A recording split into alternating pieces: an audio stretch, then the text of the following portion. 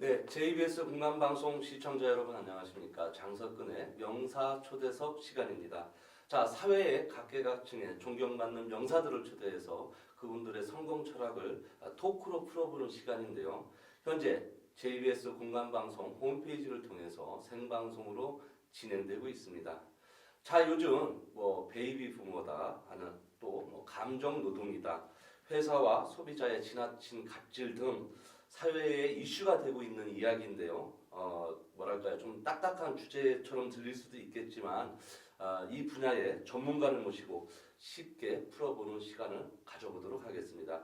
자, 대한민국 대표 학자님이시고 신지식인이신 대전대학교 박남구 교수님을 스튜디오로 직접 모셨습니다. 교수님 안녕하십니까? 네, 안녕하십니까? 네. 뭐랄까요? 아침부터 이렇게 대전에서 올라오시느라고 힘드셨죠? 아닙니다. 교수님이 이렇게 오시니까 뭐랄까요? 아침에 굉장히 영혼이 맑아지는 것 같고 뭐랄까 지식적으로 굉장히 충족이 되는 느낌이 갑자기 듭니다. 네, 예. 저처럼 고속버스 타고 네. 일찍 서둘러서 왔습니다. 아이고, 네. 우리 저 JBS 공감방송 생방송을 보고 계시는 시청자 여러분들한테 간단하게 인사 한 말씀 네, 부탁드리겠습니다. 알겠습니다. JBS 공감방송 시청자 여러분 안녕하십니까? 저는 박남구입니다. 연말이 이제 이틀 정도밖에 안 남았습니다. 마무리 잘하시고 모쪼록 건강한 새해를 맞이했으면 좋겠습니다. 감사합니다. 네, 예. 우리 그 박남규 교수님에 대한 어떠한 프로필이랄까요, 이력이 굉장히 많으세요. 오늘 이게 제가 오늘 중으로 이걸 다 읽을 수 있을까 할 정도인데요. 현재 대전대학교 경영행정대학원 교수님으로 계시고요. 또 대전광역시의회 정책자문위원님이시고 창조경영지식나눔협회장이기도 하시고요. 또 맥스 대표이사님이시고 또 대덕대학교 마케팅관리과 교수님이기도 하셨습니다. 또 대전광역시 컨택센터 협회 회장님이기도 하셨고요. 공주대학교 경영행정대학원 외래 교수님도 역임을 하셨고요. 현재 한국고객센터 서비스학회 회장님으로도 계십니다. 사실 이거 말고도 굉장히 화려하게 너무 많아서 그런데 네. 시간이 너무 짧아서 이걸 다 못 드릴 것 같은데 제가 이렇게 프로필을 말씀을 드렸는데 구체적으로 우리 박남구 교수님은 어떤 분이시고 또 무슨 일을 하시는지 간단하게 좀 소개 좀 부탁드리겠습니다. 네. 잘나지는 못했는데 여러 감투를 많이 쓰고 있습니다. 사회자께서 말씀하신 현재 제가 주로 하고 있는 것은 무엇이냐면 대전대학교에서 마케팅 학도들에게 가르치는 마케팅 교수이면서 지금 한국고객센터 서비스학회 구체적으로 말씀드리면 콜센터, 컨택센터 들어보셨죠? 네. 그쪽의 학문적인 연구와 발전을 해주는 그런 학회입니다. 거기 학회장을 맡고 있고 또 창조경영지식나눔협회는 저희가 강사들에 모여서 네. 가치경영과 지식경영 이거를 융합해서 창조경영으로 해서 저희가 매월 1회 포럼을 갖고 진행을 하고 있습니다. 그래서 새로운 창조와 어떤 융합의 변화 흐름을 읽고 미래 사회를 적극적으로 준비하는 그런 협회가 되겠습니다. 그리고 대전광역시를 위해서 네. 대전광역시의회 정책자문위원으로 활동을 하면서 대전시의 어떤 예산이나 네. 또 대전 시민을 위해서 뭐를 준비해야 되는지 같이 논의하고 일을 하고 또 의견을 제시하는 그런 자문 역할을 하고 있습니다. 네, 그러시군요. 아까 말씀하신 그 창조경영지식나눔협회 저도 작년에 한번 가서 강의를 하고 했는데 뭐랄까요? 저도 직업이 이제 강사니까 강의를 많은 곳에 해보고 해봤지만 그 회장님으로 계시는 그 모임에 계시는 그 분들이 한 만큼 열정이 정말 가득하셨고 뭐랄까 학구열도 대단하시고 다양하신 분들이 많이 모이셔서 아마 우리 박남구 교수님의 어떤 큰 그림 아래 이렇게 잘 진행되고 있는 모습 그런 인상을 제가 받았는데요. 감사합니다. 이게 월 1회로 진행되는 모임이군요. 네네네. 조금 더 말씀을 드리면 창조경영지식나눔협회 네. 이것을 만들면서 저희가 이제 작년 5월부터 발족이 돼가지고 비영리 단체로 금년 1월달에 대전시에서 인가를 받았습니다. 그래서 여기는 매월 1회 주 회원은 누구냐면 대전 지역 또는 서울 쪽에서 강사로 활동하는 그런 강사들의 어떤 모임. 예. 그래서 역량 있는 강사를 뭔가 만들어 보자. 내부에서만 하지 말고 그래서 강사들을 모아서 현재 정회원 62명에 주니어 포함해서 한 240명이 매월 자기가 잘하는 부분을 갖다 강의를 통해서 나누고 있습니다. 그래서 매월 1회씩 이게 포럼을 진행한다는 게 상당히 그렇죠. 어렵습니다.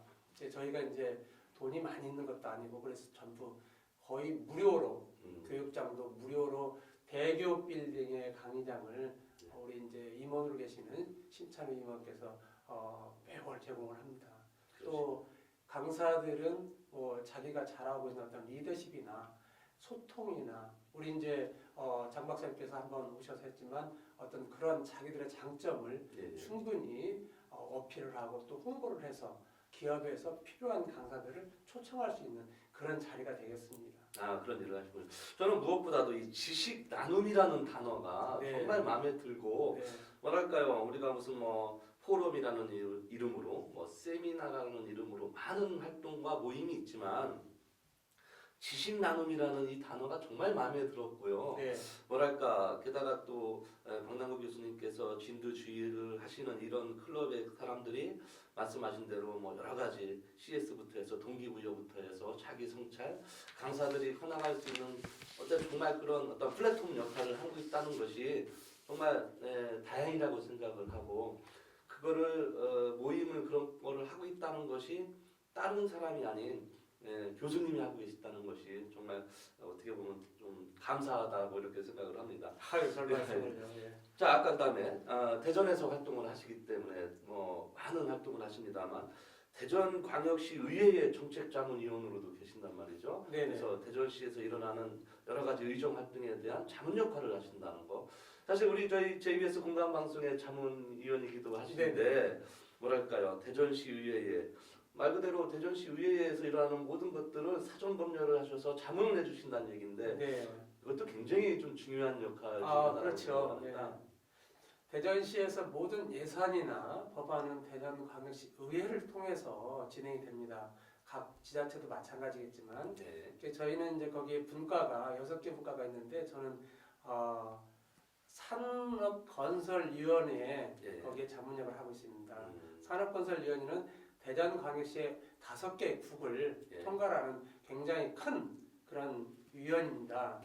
그래서 저희가 이제 그 상근위 진행하는 부분들은 5개 국에서 법안이나 또 예산은 적절하게 배정이 돼 있는지 이런 모든 것들을 구체적으로 저희가 어떻게 섭렵할 수는 없지만 계략적인 부분들은 공유하고 저희가 어떤 정책에 대해서 이렇게 좀 해줬으면 좋겠다라는 것들을 의회 의원님들한테 부탁을 드리고 있습니다. 네, 그러시군요.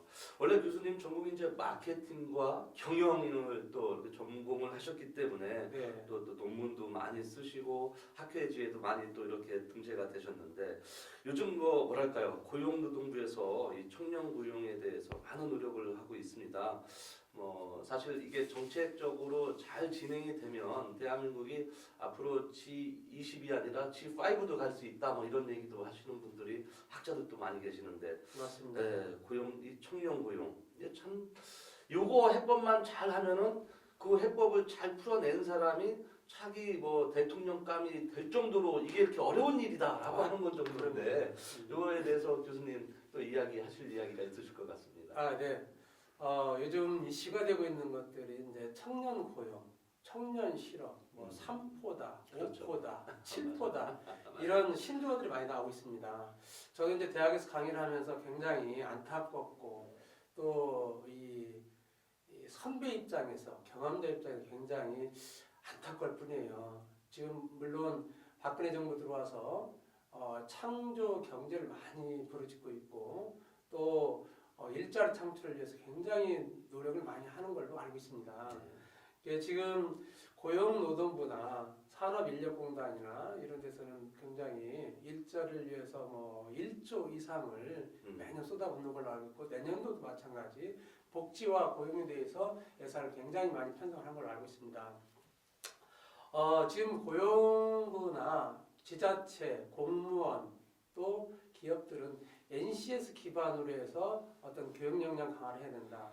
NCS 기반이라고 하는 것은 국가 직무 능력 표준을 얘기를 합니다. 그래서 그 직무 능력을 표준을 만들어서 대분류, 중분류, 소분류, 세분류 해서 앞으로 내가 가야 할 곳이 어딘지 옛날에는 공공명 채용 이렇게 나왔습니다. 근데 지금은 좀 더 구체적으로 인사의 어떤 부분 그래서 본인이 어느 회사에 취업을 하고 싶다는 그 회사에 대한 좀 세부적인 내용들을 꼭 살펴보고 가야 되지 않을까라고 생각을 하고 그래서 요즘 또 무스펙이다. 스펙 없이도 된다라는 얘기를 많이 하고 있죠. 금년도 이슈 키워드가 NCS와 무스펙이라는 얘기를 많이 하고 있습니다. 그래서 근데 우리가 가만히 생각하면 대졸이 아니어도 취업이 가능한지 굉장히 궁금할 겁니다. 근데 이제 앞으로는 우리나라가 취업률을 높이기 위한 어떤 이런 스펙을 굉장히 그동안 많이 썼잖아요. 스펙 때문에 돈도 많이 들어갔고 그렇죠. 그래서 이런 스펙들이 필요 없는 스펙들은 기업에서 보지도 않습니다. 그래서 자격증도 전에는 뭐 15개, 20개 이렇게 따가지고 가서 너는 노력형이다. 굉장히 공부를 열심히 했구나라고 해서 기업에서 선호를 했지만 지금은 꼭 필요한 자격증 한두 개 또 해외를 꼭 갔다 와야 되냐 그건 또 아니라고 저는 봅니다. 그래서 저도 아들을 셋을 키우고 있습니다.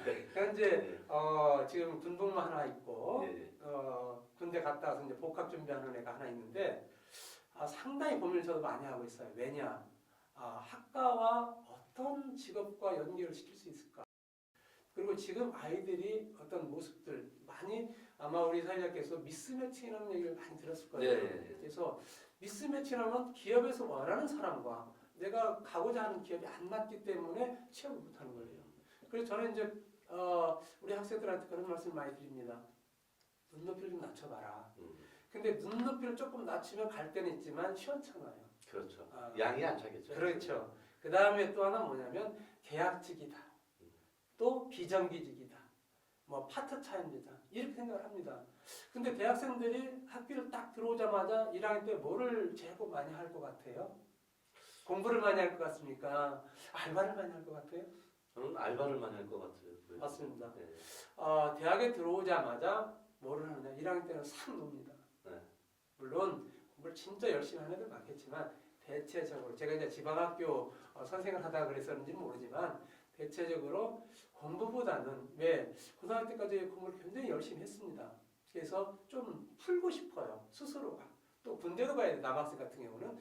그래서 공부보다는 알바 쪽에 많이 신경 써요. 그래서 저는 학생들한테 그런 얘기를 합니다. 야, 공부를 안 하기 쉽고 알바를 하려면 때려치고 알바를 해서 돈을 벌어라. 저는 이제 장학금을 만드는 게 좋다고 봐요. 학점도 유리하고 장학금도 유리하고. 그래서 그러한 미스매칭이 많이 일어나고 또 눈높이를 좀 맞춰준다 하면 우리가 취업하는 데 상당히 많은 도움이 되리라고 생각을 하고 또 지금 오늘 아침에 제가 오면서 잠깐 봤더니 체감 실업률이 약 20% 정도 된다고 합니다. 무슨 얘기냐? 대학을 졸업하고 졸업자 중에 약 50% 정도가 직업이 없어요. 사실은.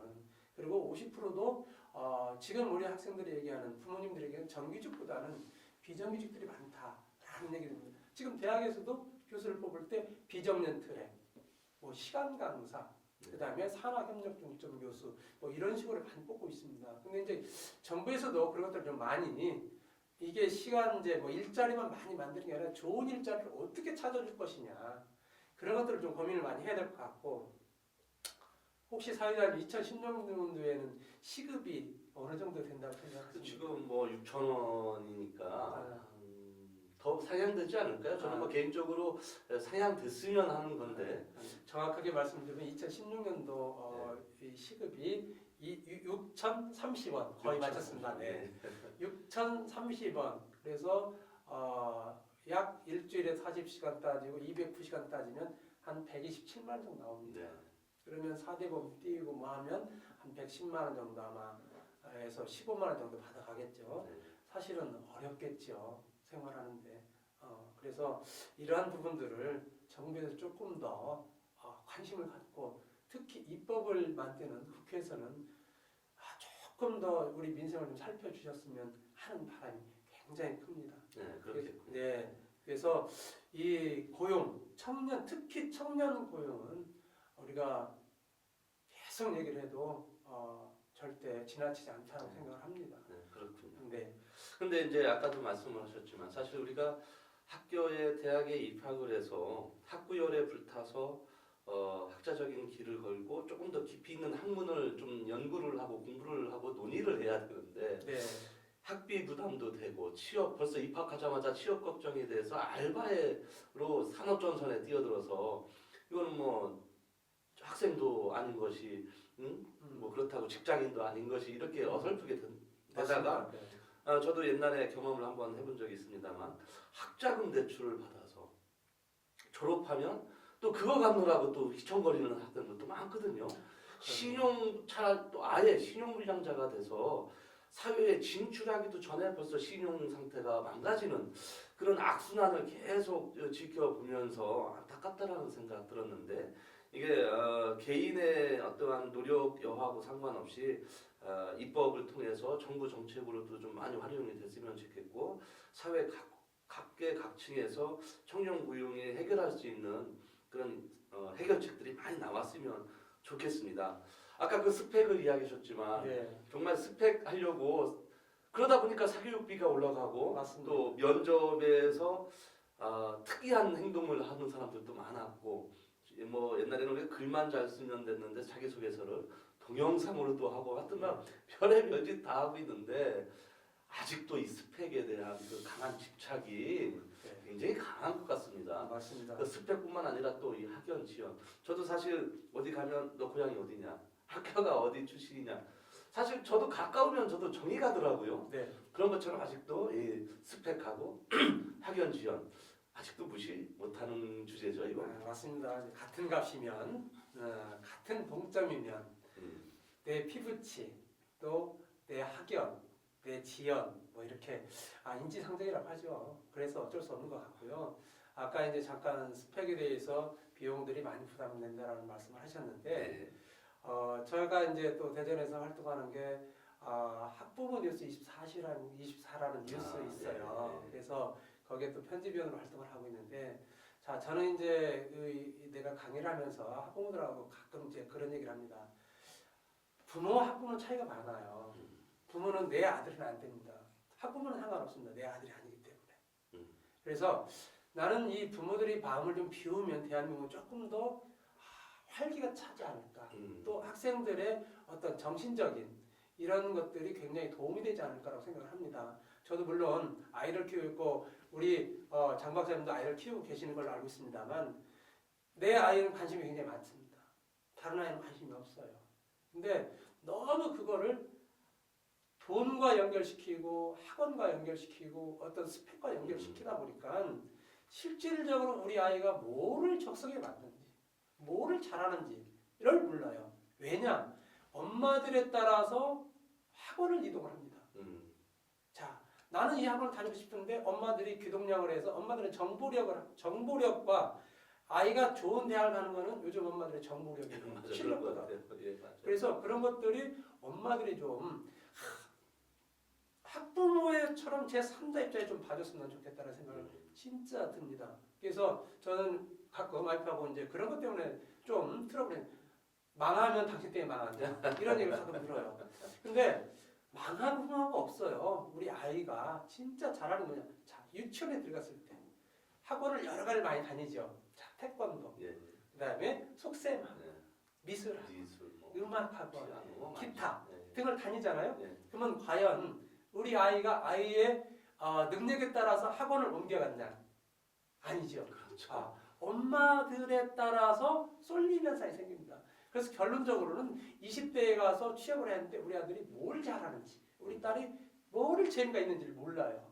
적성이 뭐가 제대로 되는지 모른다 이거죠. 저희 이제 이번에 연구 사업에 연구를 해봤습니다. 네. 아이에 대한 연구는 아니고 이제 직장에 대한 콜센터에 대한 예. 컨택센터 상담사들이 연구를 했는데 과연 경력이 맞냐, 예. 적성이 맞냐 해봤더니 적성이 훨씬 좋습니다. 아, 그럼요. 경력보다. 예. 그래서 하고자 하는 일, 재미있는 일 그런 직업을 선택을 해야 됩니다.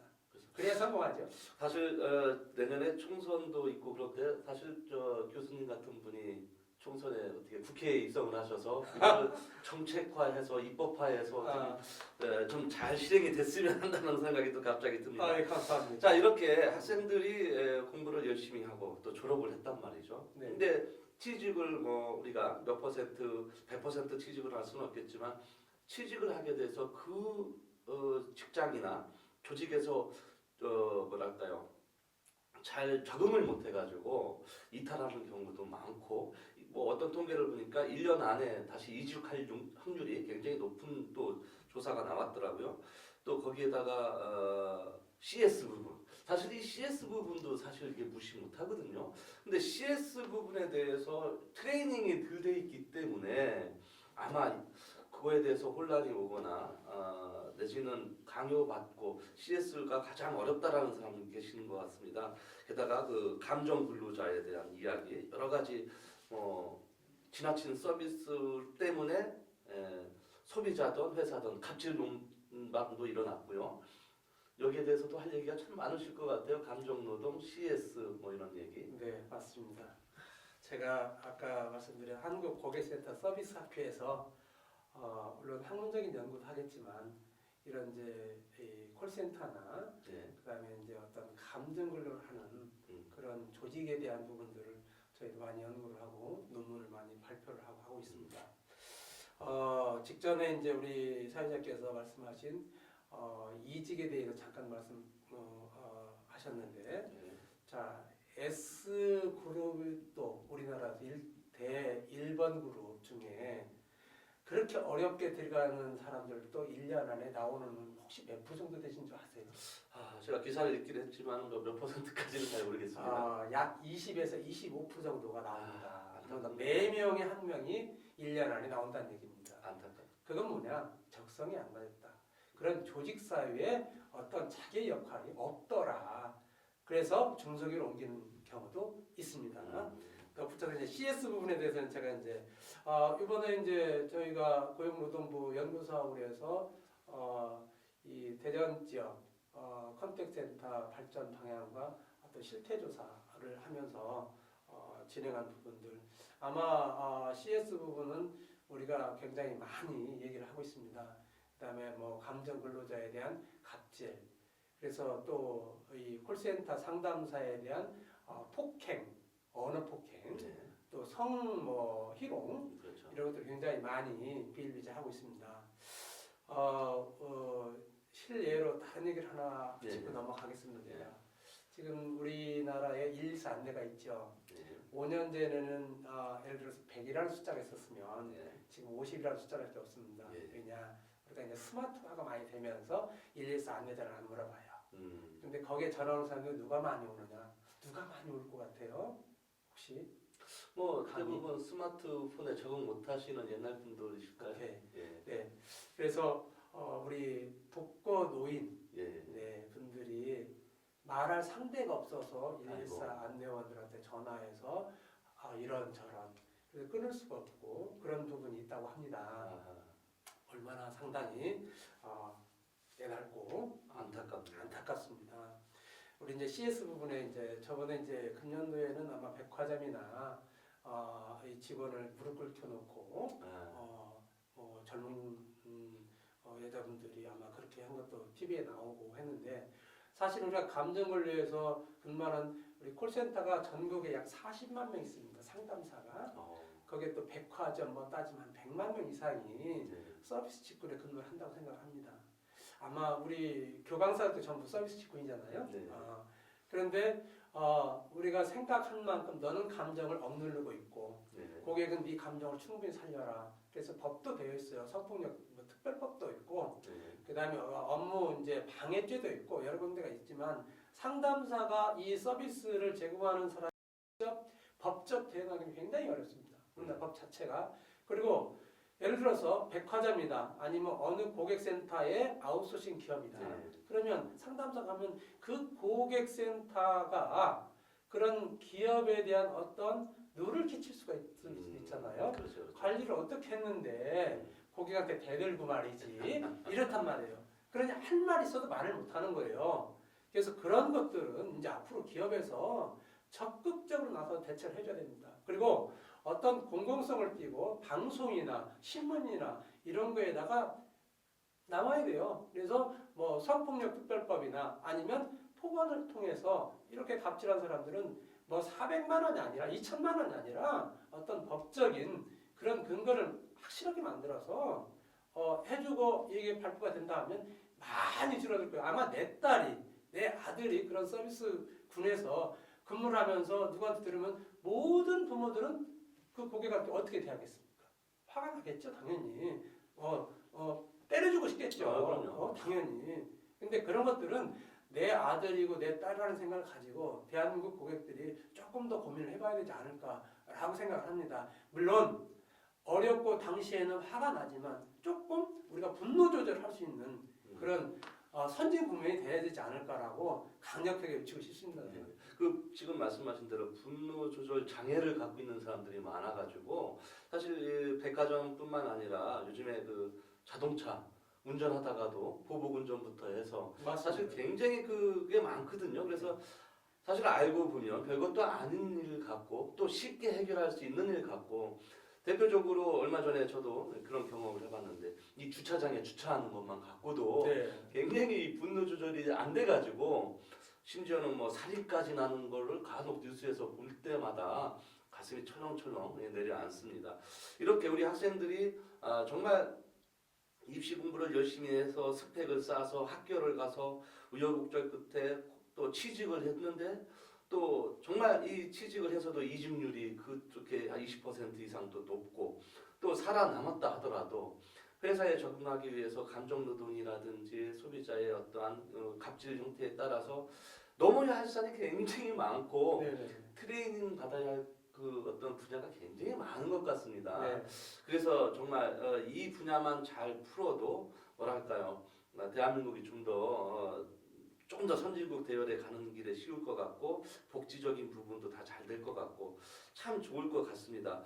자, 우리 청소년 문제도 청소년 문제지만 6.25 전후 세대인 이 베이비 부머 네. 사실 이것도 사실 이 분야도 놓치고 싶지 않은 분야거든요. 사실 청소년 고용이라든지 내지는 베이비 부머에 대한 어떠한 처우 개선이나 대책 방안이 사실 주제가 딱딱해요. 맞습니다. 이런 거 방송에서 얘기하면 재미없어하고 채널 돌리시는 분도 많지만 사실 이거 무시 못할 주제인데다가 맞습니다. 네. 그래서 교수님은 특별히 이 분야에 대해서 주제 발표도 하시고 뭐 학술적으로 이렇게 풀어내시는데 전문가의 견해 꼭 한번 듣고 싶습니다. 네, 감사합니다. 사실은 우리나라가 이제 고용도 앞에 말씀드린 네. 고용과 그 다음에 뒤에 지금 말씀드려야 될 복지 네. 상당히 어려워요. 네. 그래서 내년도가 경제 성장률을 3.1%, 뭐 3.0% 이렇게 잡는다 하잖아요. 그러면 소비자는 마이너스입니다. 그래서 그런 걸 봤을 때 우리 베이비 부머 세대들이 굉장히 낀 세대. 사실은 저도 이제 베이비 부모 세대입니다만, 네. 자 이제 우리가 아까 사회자께서 말씀하신 한국 전쟁 이후에 어떤 사화 정책 이전 세대들 사실은 우리 지금 아마 23년 전으로 네. 들어가면 지금 뭐 아이를 안 낳는다잖아요. 그때는 셋째 아이는 의료보험을 안 해줬습니다. 그래서 상당히 그게 20년 전이에요. 네. 저는 이제 정부가 네. 자 20년을 못 내다보고 지금 뭐 어디 청양군에서는 엊그제 뉴스를 들으니까 아이를 하나 낳았을 때 1,000만 원을 주더라고요. 아이를 하나 셋째 아이, 네. 넷째 아이인가 정도면 1,000만 원을 주더라고요. 네. 자 저는 거꾸로 얘기를 했을 때 넷째 아이를 1,000만 원 줄게 낳을래 하면 저는 절대 안 낳습니다. 우리 이제 베이비부머 세대들은 그런 1차 베이비부머가 1955년부터 63년 출생한 세대로는 1차 베이비부머 세대라고 합니다. 2차는 68년부터 이제 74년. 그럼 지금 한 40대가 아마 거의 해당이 되겠죠. 그 다음에는 이제 79년부터 82년까지는 에코 세대라고 합니다. 예. 상당히 이제 어떤 이렇게 그룹으로 졌을 때, 그래서 상당히 우리 베이비부모 세대들이 밑에서 대우를 못 받고 위에는 봉양을 해도 이런 낀 세대라고들 많이 하고는 있습니다. 상당히 이 세대들이 굉장히 노력을 많이, 저희 아버님 세대는 굉장히 이제 보릿고개 세대들, 그렇죠. 그렇죠? 굉장히 어려운 세대였습니다. 그래서 못 배우고 못 먹고 못 입어서 아이들한테는 속 팔고 눈 팔아서 대학을 보냈어요. 자, 그렇게 봤을 때 또 우리 베이비 부모는 나름 먹고 나름 입고 학교까지 나왔습니다. 그래서 조금 더 잘해보려고 우리 아이들한테 더 유학을 보내고 있는 돈 없는 돈 해가지고 전부 유학을 보냈어요. 그럼 유학을 보낸 사람들이 석방 케이스가 얼마나 될까요? 얼마 안 됩니다. 또 유학은 가면 거기 미국이나 기타 등등에서 취업을 할 수 있는 확률적으로 굉장히 낮아요. 예. 왜? 황색이 좀 많습니다. 맞아요. 그 다음에 자기들도 일자리가 없어요. 그러면 걔들이 한국에 들어옵니다. 10년, 20년 공부하고 그러면 한국 사람도 아니고 외국 사람도 아닌 그렇죠. 중간. 그래서 적응을 서로 못합니다. 기업에서 적응 못하고 본인 스스로 적응 못하고 그래서 굉장히 애로사항이 많고 그래서 그러한 베이비부모 세대들이 물론 잘못됐다는 게 아니라 55년부터 63년까지가 약 714만 명이라 합니다. 엄청나요. 그러면 이 사람들이 이제 고용에서 벗어나는 게 언제 앞으로 한 4, 5년이면 전부 고용에서 벗어나요. 실업자가 되는 거죠. 그럼 노동시장의 그 다음 세대가 85년부터 93년이 600만 정도 되니까 100만 명 정도가 고용에 갭이 생겨요. 이걸 누가 어떻게 맞출 거냐. 물론 오토매틱화가 되고 무슨 스마트화가 되면서 하지만 이런 고용이 없어지면 앞으로 우리나라 이 먹거리들이 다 중국에 의존해야 된다는 얘기죠. 굉장히 이건 서글픈 얘기고 그러면 베이비붐 세대가 모두 55세 이상 되는 2020년도에 이후에는 노동력 인구가 굉장히 감소가 된다. 그럼 우리는 여기에 대비를 해야 된다. 저번에 이제 우리 60세까지 정년 연장을 하자라고 해서 정부에서 아마 법적으로 해서 300인 이상은 아마 지금 진행을 하고 있고 내년도부터는 300인 이하도 아마 진행이 돼야 하는 걸로 알고 있습니다. 그럼 무조건 정년 연장만 하면 어떡할 거냐. 자, 정년 연장을 해서 그러면 청년들은 어떡할 거예요? 그 다음에 정년 연장을 했는데 거기에 대한 임금 피크제로 들어갑니다. 물론 55세부터 10%씩 감안하는 회사도 있고 이제 결정을. 근데 지금 이제 대대적으로 노조하고 또 협상이 안 되고 있습니다. 그렇죠. 그래서 그런 것들이 얽히고 설켜서 이것들을 누가 풀어야 되느냐? 정부에서 풀어야 되겠죠. 정부가 국회에서 풀어서 우리 베이비붐 세대도 좀 지금 60이면 한참 때예요. 사실은. 맞습니다. 그죠? 예. 앞으로는 70대까지 일할 수 있는 그런 공간이 필요합니다. 자, 일본의 예를 들으면 정년을 하고 나서 이 사람들 어디로 가느냐? 자기의 전문성을 중소기업에 가서 급여를 한 조금만 받아도 된다.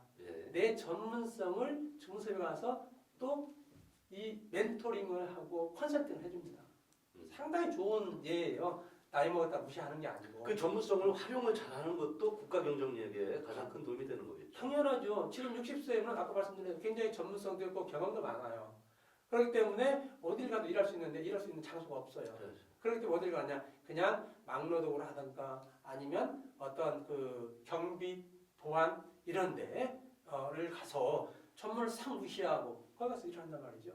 이런 것들을 좀 체계적으로 어떻게 해서 연결을 시켜주는 그런 연결고리, 커넥팅을 할 수 있는 어떤 시스템이 있으면 아마 좋지 않을까. 우리가 어떤 한 분야에 한 10년 정도 일을 하면 장인 정도 이야기를 하는데 평생 자기가 일해왔던 전공했던 분야를 20, 30년 동안 전공했던 분야를 정년이라는 이름으로 싹 무시를 하고 그걸 정말 국가적으로 손해이기도 하고 그거를 잘 활용해서 멘토 역할을 하던 물론 그게 사회적 시스템이나 여러 가지 제반이 필요하겠지만 그분들을 잘 활용한다면 왜냐하면 그분들은 사실은 이런 부분도 없지 않아 있을 것 같아요.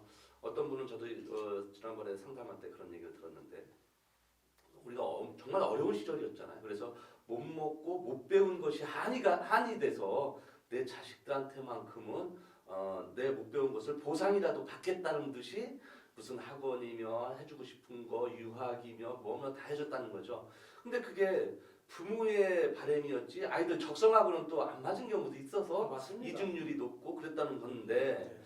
결국은 이것을 잘 풀어서 어떠한 그 중간에 매개체 역할이 정부나 내지는 관련된 이런 부서에서 잘 연결만 해주면 청년 실업 또는 베이비 부모 그 세대들을 함께 아우를 수 있는 어떻게 보면은 우리 그 교수님의 역할도 또 책임도 있다고 저는 보거든요. 산업정선에서 네. 그렇게 강의를 하시고 후학을 지도하시는 분들한테는 그거를 앞장서서 당연히 해치고 나가셔야 될 그런 사명감이 있다고 봅니다. 예. 고맙습니다. 지금 말씀하신 대로 저희 이제 학교에 계시는 분들이 사실은 이제 아이들의 인성과 사실은 이제 여기에 이제 모두에는 안 나왔지만 사실은 요즘은 인성이라는 것들도 많이 네. 단어를 핵심 단어로 핵심 키워드로 받고 있습니다. 근데 이제 인성을 학교에서 만들어주지 못하고 어차피 집에서 만들어요. 그럼 우리가 이제 아까 분노조도 잠깐 말씀드렸는데 사실은 욱하는 성격들이 왜냐? 그거는 저는 이제 부모님들이 아이를 너무 또 이렇게 떠받쳤고 또 사회에서 예. 너무 무관심했고 그런 것들이 다 한목적으로 우리가 다시 고민해야 될 필요가 있다. 분노 조절이라는 게 스스로가 옛날에는 감정 표현을 안 했어요. 물론 안 하는 게 좋지는 않지만 그럼 뭔 얘기냐? 우리가 커뮤니케이션이 잘 안 됐다라는 얘기거든요. 그것만 잘 됐어도 분노 조절이 삭혀질 거고 욱하는 성격이 삭혀질 거라는 얘기죠. 그래서 그런 부분들은 우리가 이제 사회적인 이슈로 잘 만들고 또 교육자들이 좀 더 관심을 가지고 교육을 시키고 또 아까 말씀드린 어떤 연결고리를 만들어서 미스매칭을 최소화시키는 그런 사회가 돼야 되겠죠. 네. 뭐랄까요? 우리 저 아이가 요즘 우리 아이들이 시골에서 아까 그 시골에서 아이가 태어나면 1,000만 원 셋째 아이부터 넷째 아이부터 이렇게 준다고 했는데 사실 시골에서 아이 울음소리 끊긴 지가 오래다 이런 어른들이 이야기를 참 많이 하시는데 네. 그런 측면에서 봤을 때 교수님은 애국자이시군요. 애가 3명이니까. 그럼요. 네. 애국자이십니다. 저는 아들만 셋이라 군대를 다 보내야 돼요. 더더욱 애국자십니다. 법 좀 바뀌었으면 좋겠어요. 둘이 가면 하나 빼주는 그런 군대 정책. 물론 위에 분들은 하나도 안 보내려고 노력을 하고 계시지만 아이고 그러게 저는 뭐 어차피 보내야 되지 않겠습니까? 네. 이제 막내가 이제 고등학교 이제 2학년 올라가고 있습니다만 제가 이제 막내한테 그런 얘기를 가끔 들어요. 아빠 난 대학을 안 가면 안 돼? 그래서 안 가도 괜찮아. 근데 네가 왜 안 가는데? 요즘 뭐 대학은 다 간다 하잖아요. 예. 그리고 대학은 돈만 있으면 갑니다. 이제 앞으로 갈수록. 예. 그리고 이제 향후 10년, 5년 후면 대학이 이제 거의 이제 구조적이 돼요. 지금도 되고 있고 아마 반이 아마 대학이 이제 문을 닫지 않을 거라고 생각을 하고. 그래서 우리 아이한테 그런 얘기를 합니다. 너는 취업을 생각을 해봐라. 그리고 일학습 병행이라는 게 고용부에서 실시를 하고 있어요 지금. 그래서 일과 학습을 병행할 수 있는 방법도 있다. 무조건 대학을 가는 게 중요한 건 아니다. 네가 진짜 대학을 가서 공부를 할 수 있다라고 하면 가야 되겠지만 그렇지 않고 나는 공부에 취미가 없어요. 그래? 그럼 너는 어디에 저는 자동차요. 오케이. 네, 그랬습니다. 그래서 너는 그러면 기술을 배울 수 있는 그런 데로 갔으면 좋겠다. 왜? 지금은 이공계 출신들이 이제 취업이 좋아요. 인문계가 아무래도 그렇다고 인문계가 없어지냐? 그러지는 않죠. 예. 모든 기업들의 대표이사들은 거의 경영학 출신들입니다. 이공계 출신들은 기술을 많이 갖고 있어요. 그래서 그분들은 CTO로서 활동을 하고 경영학도들은 CEO로서 활동을 하면서 폭넓은 경영 또 현실에 맞는 경영이 가야 되지 않을까라고 생각을 하고 제가 베이비부모 하다가 이제 마무리 좀 이쪽으로 한 번 더 해드리면 베이비부모 세대의 고용기 확대 방안을 갖다 어떻게 할 거냐. 그래서 일단은 베이비부머 세대가 나가면 일자리가 많이 나온다고 생각을 하는데 사실은 그럴 수도 있지만 또 기업에서는 옛날의 이 전문가와 지금의 학생들과의 어떤 갭들을 굉장히 그래서 초보는 잘 안 쓰려고 하는 기업들도 많아요. 경력자들 쓰려고. 경력자 우대를 왜냐하면 이제 아까도 말씀하신 대로 와서 1년 있다가 배울만 하면 나가버리고 배울만 하면 나가버리니까 이거 돈이 너무 많이 들어가 스트레스 너무 많이 받고 그래서 한 3년 정도 경력 있는 애 돈 더 주고라도 쓰겠다. 바로 일할 수 있는. 그래서 내가 이제 처음에 말씀드린 NCS 기반. 자, 국가 직능을 표준화시키는 그대로 공부를 시켜서 자 그래서 우리가 옛날에는 전문학교라는 얘기를 다 썼습니다. 지금 전문대학이라고 있는 명함을 달고 있는 대학들이 몇 개나 있을까요? 몇 개 없어요. 손가락 안에 꼽습니다. 다 전문을 떼어버렸어요. 그래서 이름만 보고는 여기가 2년제인지 4년제인지를 그렇죠. 모릅니다. 그럼 거기서 뭘 가르치냐? 거의 이론을 가르칩니다. 자, 옛날에 우리가 실수를 많이 했어요. 그래서 바로 취업을 진행했습니다. 근데 요즘 애들은 전문학교 나와서 편입을 하러 노력을 합니다. 또. 너무 이제 학벌에 대한 그런 것들이 많고 그래서 이제 정년 연장을 위한 어떤 제도 개선 그래서 지금 60살까지 연장을 했지만 그런 부분을 좀 더 디테일하게 행정적인 부분으로 좀 마련을 해야 될 것 같고 그다음에 퇴직 근로자들의 어떤 계약직 재고용 아까 말씀드린 대로 60살 이상이 됐지만 한참 일할 나이다. 나 능력이 있어. 그게 왜 잘러? 자르니까 갈 데가 없어. 그것들을 정부에서 좀 어떤 중소기업과 연결을 시켜서 그 사람이 가지고 있는 어떤 전문성을 가서 중소기업에 가서 좀 더 좀 가르쳐주고 하고 나도 출근할 수 있는 데가 있다. 돈이 중요하진 않아요. 이제 60대가 넘어가면 출근할 수 있는 데가 있다. 그런데 그래서 그런 부분도 좀 고민을 해봐야 될 것 같고 또 사회적 일자리 창출을 위한 어떤 신규 자영업자 그래서 시니어 창업 청년 요즘 청년 창업도 많이 하고 있습니다. 시니어 창업 정말 중요하죠. 네. 그래서 그런 부분들을 좀 관심을 가지고 진행을 해야 되지 않을까라고 생각합니다. 지금 무게 중심이 뭐 청년 고용, 일거리 창출, 시니어 이야기까지 쭉 전개가 됐는데요. 사실 올해 2015년이 사실 며칠 안 남았어요. 내년에는 더더욱 바빠질 것 같고 이런 일로 인해서 교수님 역할이 더더욱 많아질 것 같고 멘토를 하시고 직접 참여를 해서 학자님들이 사실 그 나서서 많이 해결을 하면 정부의 효과 못지않게 시너지가 날 거라고 저는 보고 있고요. 내년에도 굉장히 바빠지시는 거는 당연할 것 같습니다. 2016년 어떻게 뭐 계획을 하고 계시거나 5년 후에 박남구, 10년 후에 박남구 많은 분들한테 멘토로서 계속 남아 있으신지 앞으로의 계획에 대해서 좀 이야기해 주시죠. 네. 제가 이제 금년도는 고용부 저희 이제 협회 활동을 하면서 그다음에 일자리를 위한 어떤 고용 그런 양성 부분 그다음에 어떤 고용에 대한 어떤 연구적인 부분들을 금년에 실시했습니다. 그래서 이제 연구사도 이제 올 말로 이제 끝났고 내년도도 마찬가지 어떤 고용 창출에 대한 어떤 이제 그래서 우리 협회와 어떤 단체와 비영리들입니다만 단체와 이제 연결을 시켜서 인력 양성을 시켜서 기업에 필요한 인재들을 좀 배출하고 싶고 또 거기에 따른 어떤 아이디어를 만들어서 그 아이디어를 연구와 어떤 연결을 시키는 것들. 그래서 또 이제 협회의 어떤 꾸준한 활용을 통해서 어떤 포럼이나 지금 하고 있는 그런 지역 발전 또 나아가서는 국가 발전을 위해서 더욱 노력하기 위해서 발로 뛰고 하겠습니다. 뭐 내년도 계획이라고 하니까 사실은 이제 경기는 어렵다고 하지만 이 공간 방송을 보고 계시는 시청자 여러분들 한 해가 그렇게 또 뭐 우리가 항상 긍정적이고 적극적인 만대를 갖는다 하면 크게 어렵진 않으리라 생각을 합니다.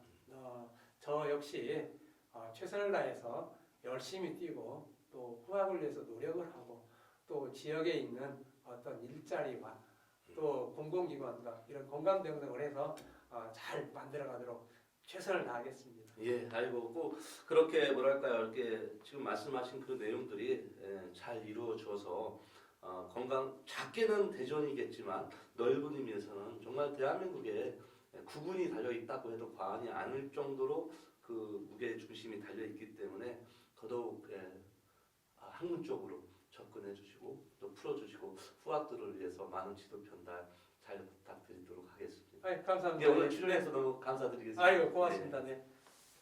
자, 오늘 방송을 보신 시청자 여러분 어떻게 보셨습니까? 나의 이야기가 세상의 이야기가 되고 그럼으로 인해서 많은 분들한테 선한 영향을 미치고 계시는 박남구 교수님이야말로 이 시대의 진정한 지도자가 아닌가를 생각해 보면서요. 많은 분들한테 기감이 된 그런 소중한 방송이었기를 빌어보겠습니다. 자, 장석군의 명사 초대석은요. 시청자 여러분들도 이 자리에 나와서 직접 출연도 하시고요. 방청객으로도 참여하실 수가 있습니다. 시청해주신 시청자 여러분들한테 깊은 감사의 말씀을 드리겠고요. 다음 주에도 훌륭한 게스트분을 모시고 시청자 여러분을 찾아가도록 하겠습니다. 시청해주신 시청자 여러분 감사합니다.